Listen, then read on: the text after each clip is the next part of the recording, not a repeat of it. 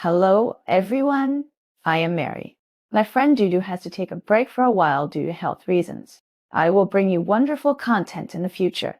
If there are any shortcomings, please give me more suggestions and I will try my best to correct them.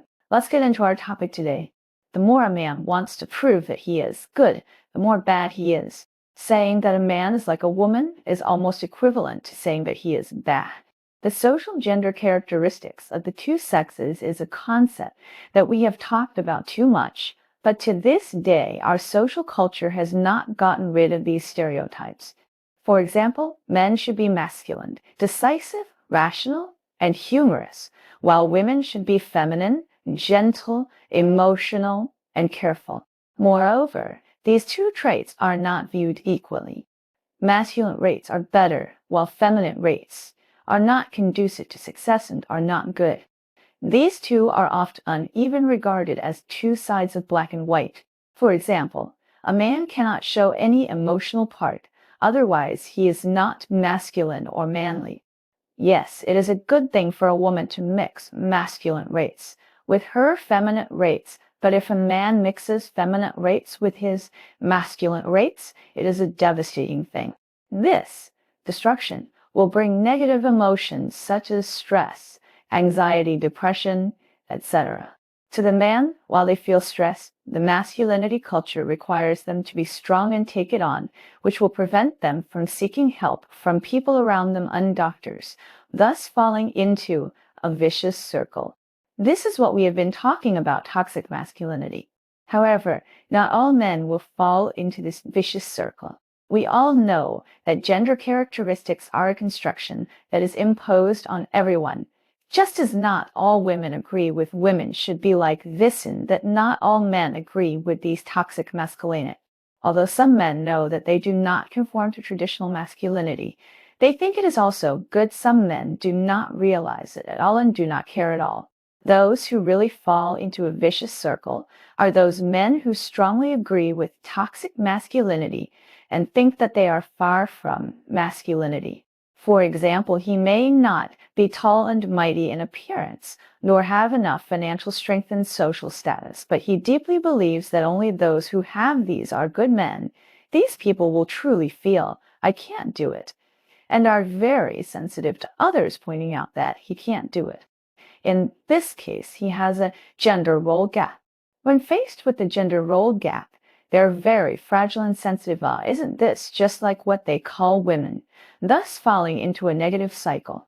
This is also the reason why some men can accept their so-called feminine traits very well, while some men become irritable and out of control when they hear being told that they are like women.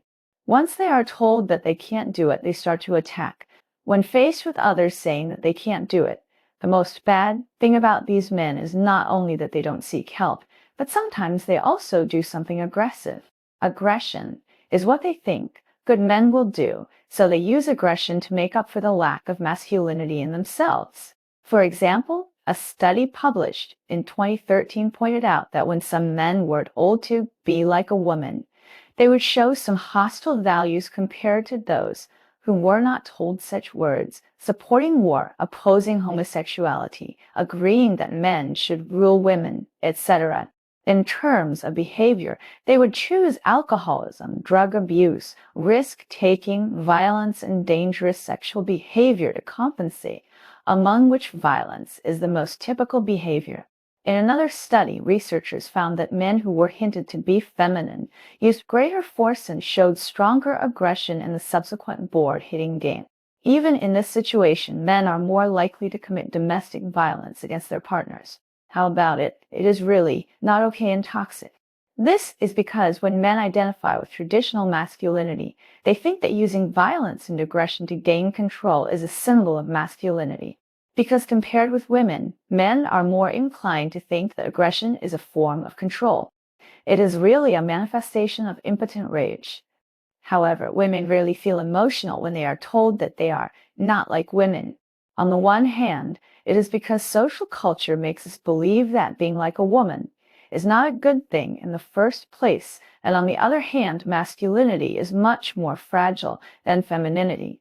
The Pew Research Center conducted a survey in 2017 on what qualities a man or woman should have when evaluating whether a man is excellent. The top few are wealth, status, perseverance, leadership, and hard work, while on the female side, the top few are appearance, compassion, kindness, and care for others.